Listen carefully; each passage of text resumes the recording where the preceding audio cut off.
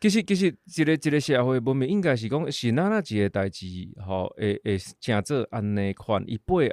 后其实咱应该爱去想的，就是讲是安怎有迄个背景，是安怎即个物件会安尼发展安尼。其实我是感觉讲，透过舞台剧，透过剧场，其实咱是来讨论即个代志。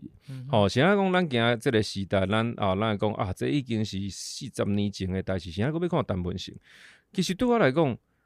我感觉伊的意义就是伫咧讲，伫咧80年代迄个时阵，拄仔亚特嘛有讲嘛，咱算是咱白是讲到恐怖，还是讲要戒严，差不多要戒严的迄个较尾的阶段嘛。但是这尾的阶段，其实咱搁掠起来看，其实有真侪正特殊的，就是讲，